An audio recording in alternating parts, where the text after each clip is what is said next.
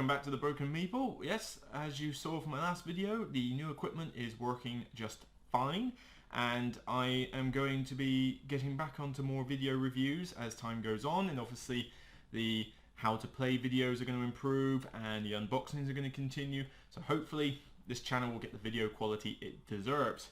So for today we're going on to Sentinels and the Multiverse. Now I wanted to get this game reviewed during co-op month, and I apologise that I couldn't get it done during that time. I just gave myself far too much work to do, and I was using the old equipment at the time. I was struggling with getting it to look right, and I just had to, there were sacrifices that had to be made, and you know, the Arkham Horror storage solution again got put forward to this month, and Sentinels and the Multiverse has had to be put forward to this month. So apologies for that. This is why I'm not going to do themed months anymore. I'm just going to, I'll take requests from people. If I have a particular game that they really want me to review, I'll do that, and I will just review games as and when I get them and as and when I can get to review them. But I think I'll make a pass on doing themed months because it really is just too much work, unless it's a theme that I can do which only has like about 3 or 4 games in the whole theme itself. So that's just going to be a thing for the future. But enough of that rubbish. Let's get on to Sentinels and the Multiverse, a co-op superhero game which is compared a lot to Marvel Legendary, which you probably can't see it as well. It's down there on that bookshelf with the Dark City and the Fantastic Four expansions in there already. Can't wait for the Spider-Man one. And it gets compared to it quite a lot because when people are deciding on a superhero co-op game, which I think is a fantastic theme anyway, I mean it's just the ideal thing for a co-op, they always try to decide which one of them should I have. You know, is Marvel Legendary the better one, or is Sentinels the better one? Now, Sentinels of the Multiverse plays very differently to Marvel Legendary. Yes, it's superheroes, but it's not based on an actual particular superhero archetype from like TV and books. You know, Marvel Legendary is Marvel. So you've got the Hulk, you've got Spider-Man, you've got Thor and all that lot. Sentinels of the Multiverse is more based on parodying comic book style superheroes. So all those comics you used to get as a kid, which would have things like, you know, Batman, punch, kapow, you know, giant, big flashy images and that sort of thing. That's what this is like. All the imagery in this game is based on classic comic book style superheroes. So none of these are taken out of real life. However, you could argue that some of them are like things in real life. I mean, they are parodying them to an extent. Like, for example, Legacy, who is this guy right here. You can sort of get the impression that he's effectively Superman. There's a little girl down here called the Wraith. She has various things that make her more prone to sort of Batman type things. There's Bunker over there, who's kind of like a sort of ancient version of Iron Man. So there are similarities, but that's mostly in the base game. When you get the expansions, they get lots of unique heroes that you could not really compare to anybody from TV and books. But the way this plays is that you and the rest of the players will each have your own deck for your specific hero. You will choose whichever hero you like, and you will get a deck. That is your deck. There is no deck building in this game like Marvel Legendary. This is your deck of cards. The villain, depending on who you choose, will have his own deck of cards. And then you will also choose an environment to fight in, which will have its own deck of cards. Hopefully my how to play video for this game will come out first before this review, so you'll be able to see how that all intermingles. But basically the gist of it is that you are going to, on your hero turns, you are going to draw cards, you're going to play cards, you're going to use special powers. The villain, when it's his turn, you will turn over the top card of his deck and you will resolve its effects. It may bring out more minions, it may hurt you directly, and boy does it like to hurt you directly this game. Or it might have some other ability like protecting himself. The environment will then have its turn and it will flip over the card, you will resolve its effects, and depending on what the environment is, it will either help the heroes, hinder the heroes, help the villain, or even hinder the villain. You know, that does happen occasionally. And this goes around, so you will have villain, then hero, hero, hero, then environment, then villain, hero, hero, hero, and it will go in that sequence until either all the heroes are knocked out or the villain is defeated. Whichever happens first is obviously the winner of the game. Now, as I say, this is compared a lot to Marvel Legendary, so you know it's a case of whether you're going to like this style of game or Marvel style of game. Hopefully after this review you will get a better understanding of how I feel on the subject and can make your own decision.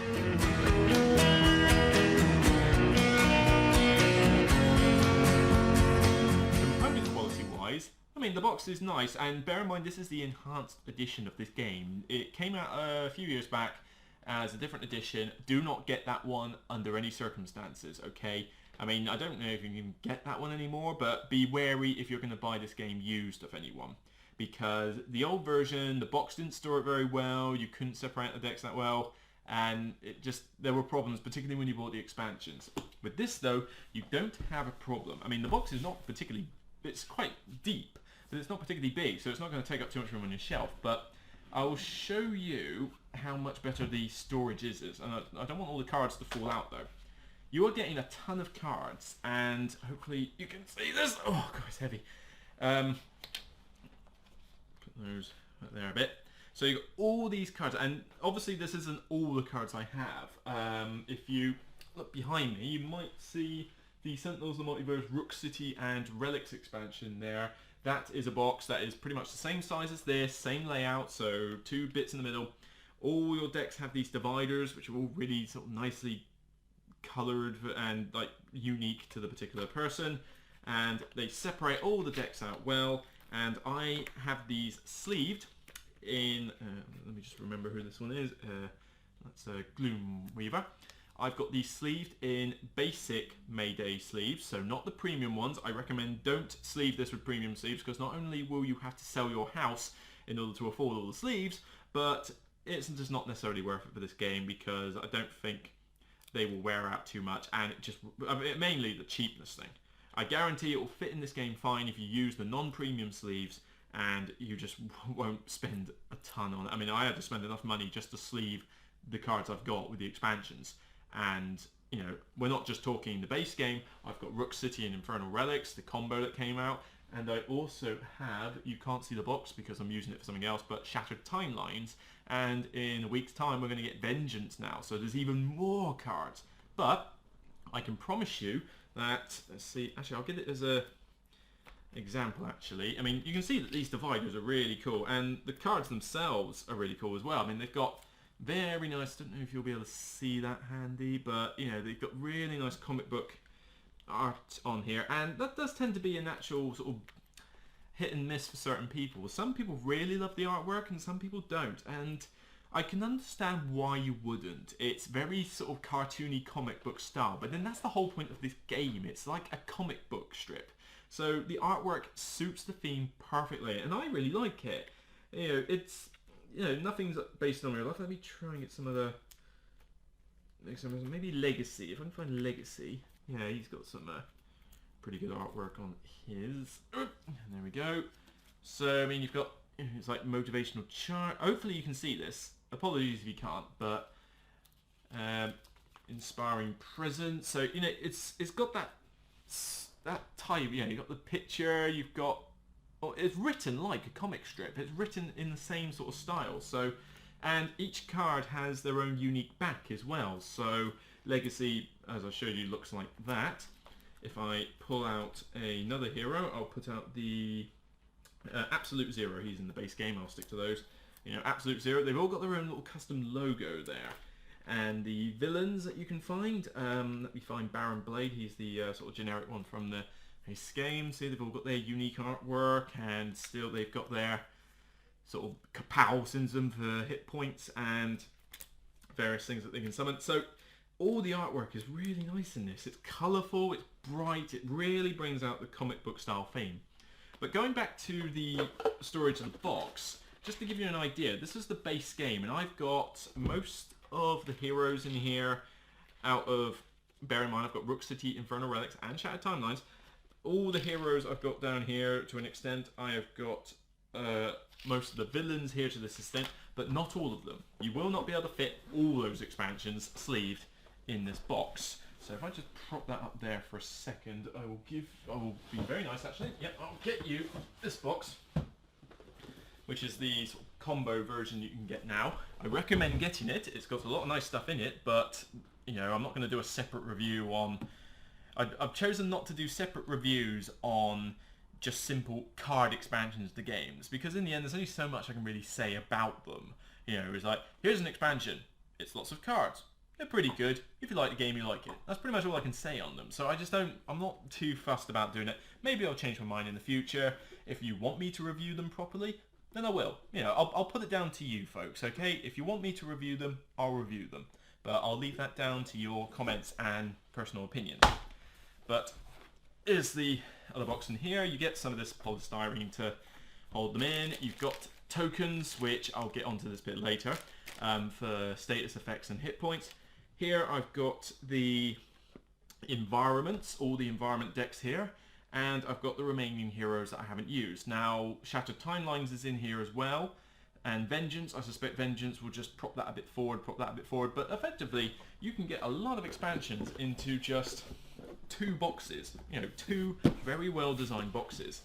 And, oh yes, almost forgot, it's not just got Rook City and Infernal Relics in here, it also has promos. I've got the Unity and Ambuscade promos, I've got the Misinformation and Silver Gulch and Final Wasteland, you know, all those little promos that were coming out, and you can find them on various retail websites. They're still there. Get them while they last though, because I don't know how much longer they're going to last, but I bought all of those and they fit in both boxes fine. You know, they're great expansions to get if you like the game, and you know, they store in 2 boxes, but you could buy just the original base game and there's a lot of variety just in that base game. The box itself, as you can see, extremely colourful, really nice looking. I mean, kudos to the artwork. If you don't like the comic book artwork, fair enough, but I don't know what you can fault with it. It looks really good. Really colourful, really comic book style theme-wise. I just don't see how you can hate it really, but yeah, well, I suppose to each their own. It depends what you're looking for in the game. Now, I mentioned the tokens. The tokens are fine, they look cool and they're alright, but you know, there's a lot of them, so it can be quite fiddly to use in that aspect, and later on in the video I'll mention a little bit about how that can be mitigated. But nah, component quality and artwork, I love it. Do I think it's better than Legendary in that respect? Yes and no. Legendary does have some very good artwork on the cards, but something that this has over Legendary is that all the cards are unique with all the powers. Legendary now does that, but it didn't in the base game, and that's why I would probably put this one component quality wise above Legendary, but only because the base game didn't have unique artwork. It was unique in the sense that it wasn't copied from anywhere, but all the different card abilities had the same picture, and that was a bit of a downer.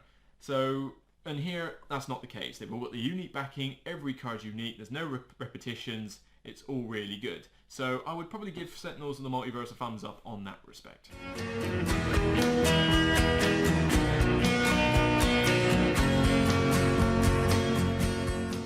Longevity with this game, not a problem. If you enjoy this game, this is going to keep you entertained for years on end, because the base game already comes with a lot of villains, it comes with a lot of heroes, and obviously a fair few environments as well. And bearing in mind you're only using 1 environment in the game, 1 villain in the game, and depending on how many players, that many heroes. But there's all sorts of combinations that you can do with different heroes, and some will work better than others. And there's all of the environments, that changes the game dramatically. The villain changes the game dramatically because they all play very differently. You know, one likes to get his little minions out and his armies out against you. Another one likes to zap you with various weaponry. Another one's very defensive, so it's hard to hurt him. Another one likes to poison you on a regular basis. So they're all really different. And all the heroes feel really different as well. You know, Legacy is like a Superman, so he inspires his allies and he's quite tough. You know, he's one to support the team. Whereas you've then got something like Ra, who is like this sort of Egyptian god deity type hero, who just goes around and flame grills everything with fireballs and tornadoes, fire tornadoes and everything like that. So they play very differently, and the combinations vary across the board. Some will work really well and some will not work at all, but it's great to find out the ones that do. And if you do find one that doesn't work too well, it's great for the challenge. But there's so much variety, and that's just the base game, and it only costs 25 quid. You can get this for 25 quid. That's a lot of variety and a lot of games for 25 quid. That's half the price you would pay for Legendary really these days. So huge thumbs up on the Sentinels front on there. So it's, you know, it's certainly not going to die out on you anytime soon, and that's before you even buy expansions.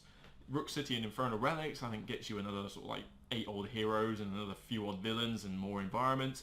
The promos, again, every one of those you buy is another sort of location just to combine with all the heroes. another villain, another villain to try and fight. So much variety in this game, and they're not stopping. I mean, Vengeance is coming out next week with like a team of villains. I mean, I don't know whether I'll go for that or not.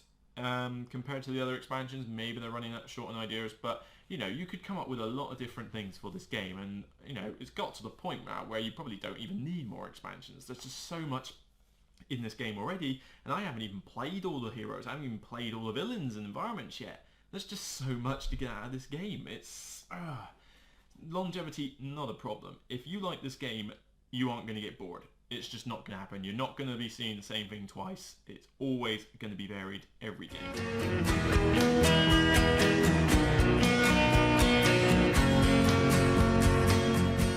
One criticism I would have of this game is the bookkeeping aspect of it. Marvel Legendary doesn't have a lot of status effects or hit point tracking in this game. You either survive or you die, you discard cards, you draw cards. So it's relatively easy to keep it abreast of things. But Sentinels in the Multiverse has different hit points for all the villains, all the hit minions, all the heroes, and there's all status effects that go around the board constantly, like +1 damage, or you take half damage, or you take you inflict this particular type of damage. You know, you've got toxic and projectile damage and fire damage, that kind of thing.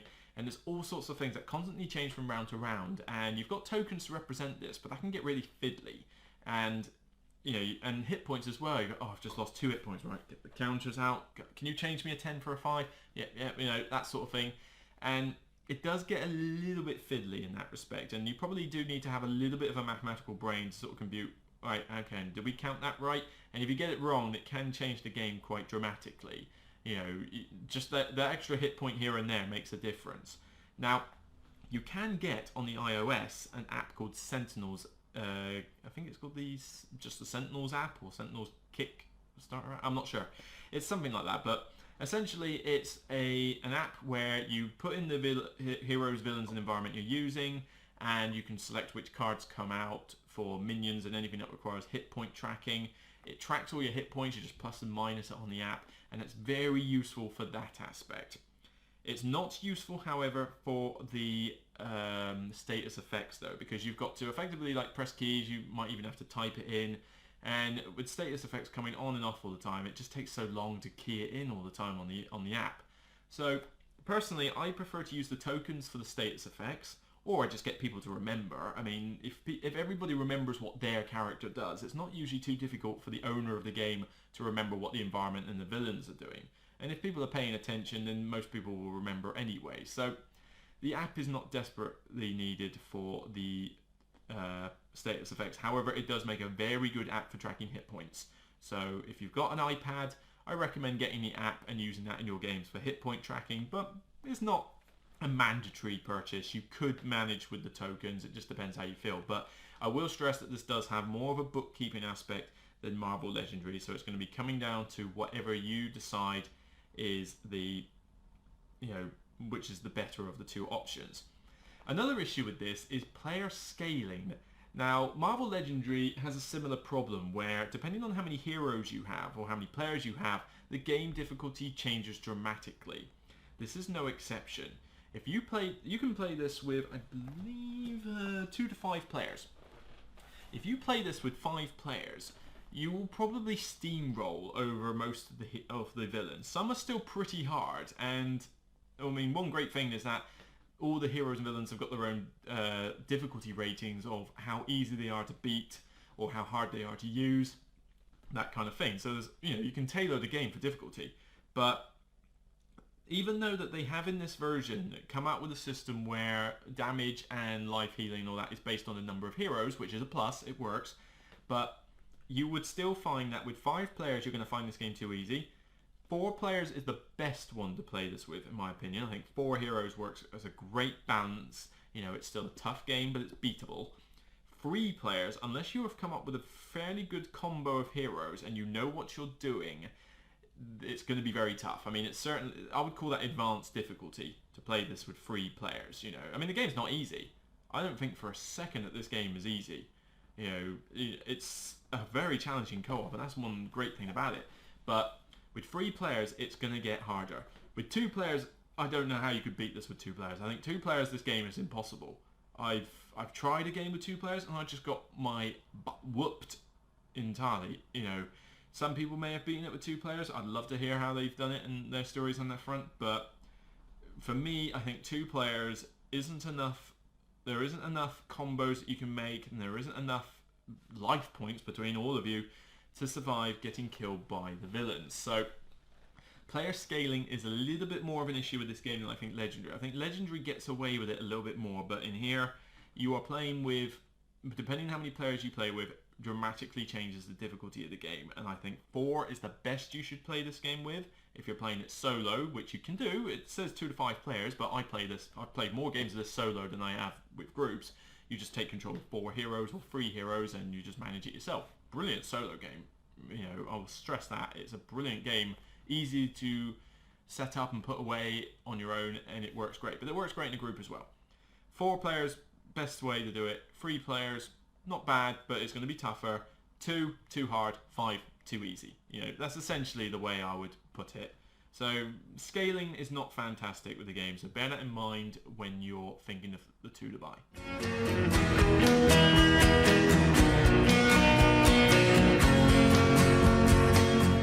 So the final verdict for Sentinels of the Multiverse. It's a great superhero co-op. It's got so much variety, and it's so cheap for what it is. I mean, £25 for all of those cards. But bear in mind, the box has got expansions in it, but there's still a lot of cards in the base box. I wonder if it tells me on the back exactly. Yes, you get 580 cards, roughly. 10 hero character cards. So you've got 10 heroes. You've got 8... is that 8 villain character cards, 4 villain decks? Yes, so you've got 4 villains, you've got 10 heroes, and you've got 4 environments. So, you know, not tons, but you can imagine how many combinations of heroes you can do. Each villain is very different, and there's 4 different ones, or different difficulties, and the environments change things dramatically. And that's just the base game for £25. There is a lot in the base game alone. But if you buy something like the Relic and Rook City expansion, you'll get a lot more variety.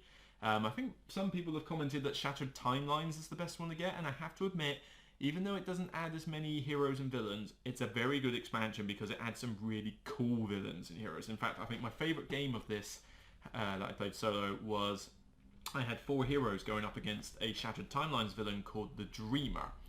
I mean, most of these villains are kind of like they're out to destroy the world, they're out to set up a doomsday device, that kind of thing, and you've got to beat them. The Dreamer is different, where you had a little girl that was encountering nightmares, and all her nightmares were coming to life. You know, they were manifesting, and you had to defeat all these projections that she was coming up with and stop this dream without killing the child herself. And that just added a really cool twist.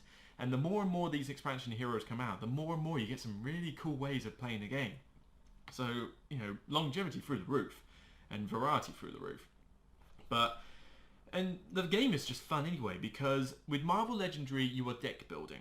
And it's a good deck building game and I like it a bit, but some people get put off by the fact that they don't feel like they're their hero. They've just got their deck of cards and they're mixing the heroes up. I mean, they might go for a particular hero, but they more sort of feel that they're getting a team of heroes and recruiting them. Here, you are your hero. You want to be an Iron Man deck, then you take Bunker and that is your deck. Nobody else touches it, nobody else has your style of play.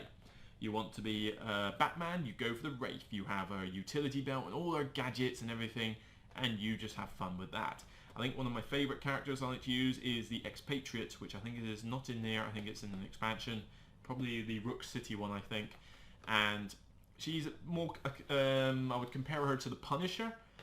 She has no superpowers, but she gets... All her cards are based on ammo types and lots of guns. So she gets like a rocket launcher, you know, an assault rifle, a sniper gun, 2 pistols that you can do like Lara Croft style. You know, I really like using her deck. It's she can get screwed over by anyone who doesn't like equipment in the villain category, but she's a lot of fun and I do like taking her quite often.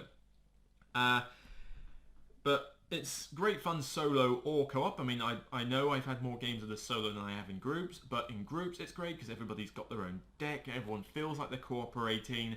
The game is challenging. I mean, unless you have too many players, you're not going to steamroll this game very easily. I mean, even 4 players, some villains may be easier to beat depending on what combination of heroes you got, but it's still challenging. I've had some close games, and with 3 players, whew, yes, you're going to struggle on the difficulty front with some aspects. And it doesn't even stop there, though. I mean, if you think the game's getting too easy with your players, each villain has an advanced mode on it, which makes it even more harder. I think if you're playing this game on advanced mode, you are just a masochist, basically, because some of these advanced versions just hurt you. They beat you when you're down and then light your corpse on fire. They can get tough. Maybe I'd recommend using the advanced mode if you've got 5 players, because that would bump the difficulty up substantially and maybe balance it more. So I suppose that sorts out some of the player scaling issues, but I've not tried that. I don't think I've played this with 5 players yet. I've played it with 1 myself, but I tend to use 3 or 4 heroes. I did try 2-player one and it just went, that was no good.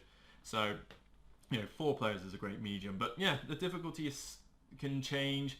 You can play this solo. There is tons of variety. I think the artwork is fantastic in this game. And, I can't fault the game.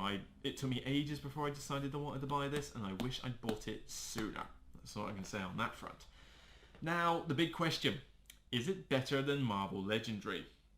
If you'd asked me this question last month, I would have said just, and I mean just, Marvel Legendary. Because I like the Marvel Legendary universe better, in the sense of using Hulk and Thor and all that lot. But, like I said, you are deck building your heroes, you're recruiting a team, so it's a bit like the Avengers.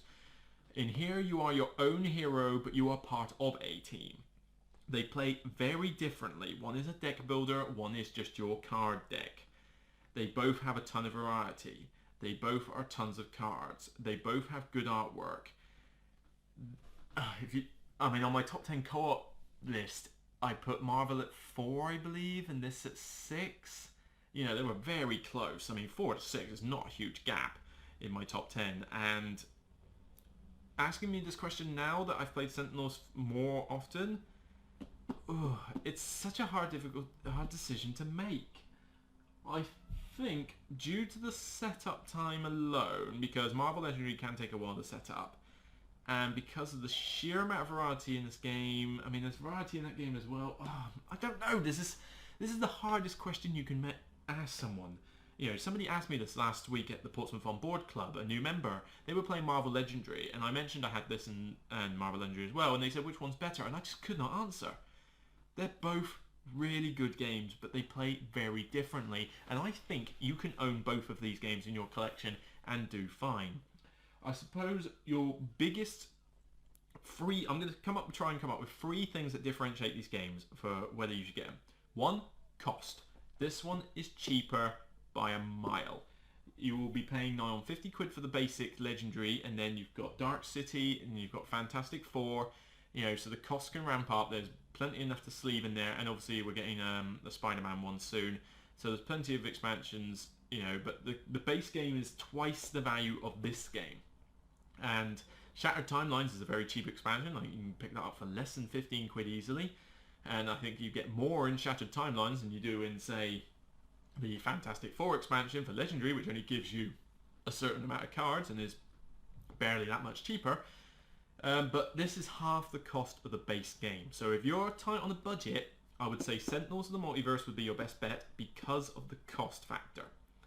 In terms of the scalability of players, I think that both suffer a little bit on that front, but I do think Sentinels is better depending on number of players, because you can change the difficulty, you can use certain villains, or you can just put it on advanced mode, that kind of thing. I think Sentinels pips Legendary slightly, but I don't think it's going to matter too much. I would probably say it depends on how many players you're going to have anyway.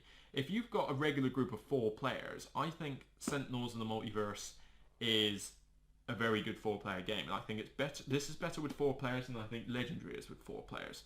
However, 3 players with this can get very difficult, whereas I think 3 players is a very good soft spot for Legendary. So it's going to come down to, do you regularly have 3 or 4 players? That's a factor you should consider as well. Third factor to consider is, I think, going to be the artwork, because, I mean, and component quality. Both games store this very well. However, I would say the storage in this is better than Legendary. Legendary has got dividers, but they're all fairly basic. I had to pimp it out with BoardGameGeek dividers in order to separate the decks out. The insert in Legendary isn't bad, but it's not fantastic. You know, cards can slide around quite easily in there, and there's no separate sections that you can ease once you've sleeved them. It's not easy to get them all in there and have them separated so you can go, right, there's all the schemes and wounds, there's all the starting stuff, there's all the heroes, there's all the villains. You know, you have to mix and match it a bit. Here, though, you've got this box and that box, and that's when I've got every promo and expansion for this game. So, you know, it fits great. The dividers are all unique. You don't have to go on BoardGameGeek and pimp this game out. It's just ready out of the box to be stored greatly. In terms of the artwork, both have got good artwork, but I did mention that the base game of Legendary does have similar artwork on all the cards for each hero. That is a pain. You know, it doesn't bother me too much now because the artwork is still good and the expansion has sorted that out for the new heroes, but it does look a bit weird when you've got unique artwork for expansion heroes, but you've still got the same ones on the old heroes. It's a little bit of a downer. Here, though, everything is unique, and if you like comic book style hero artwork rather than the typical sort of Marvel style, then this is going to be your best bet as well, because the comic book theme just drips off this game, no problem. So that's what I would say. Artwork, cost, and player scalability is going to be your three factors to consider with these games. I honestly don't know where, if I did the top 10 co-op chart now, I might decide to put Sentinels slightly higher. I think on reflection I would put this at maybe this at 4 and Marvel at 5, or this at 5 and Legendary at 6. I think Sentinels is slowly starting to be more popular with me personally as a co-op game, but they're both really good. They just scratch a different itch in terms of style of play, and I think you can own both in your collection fine. You know, they're just that good as a co-op game. So I know that's not probably the definitive answer you were looking for, but I would just basically say that with Marvel Legendary and Sentinels of the Multiverse, whichever you pick, they're solid picks. You will not go wrong with any of those two games in your collection. So do you want the Marvel superhero universe as a deck builder, building up a team of heroes rather than being your own superhero? Then go for Legendary. If you want your own unique hero that is yours to use and your unique style, but is comic book heroes that aren't based on a real universe, that kind of thing, then go for Sentinels, because both are great. I love both games. It's a high rating for Sentinels. It's getting, I mean, maybe the ranking will even go up on BoardGameGeek. I think I've given it an 8 so far. I think with more players it might even go up to 9. I'm really starting to like Sentinels of the Multiverse more and more.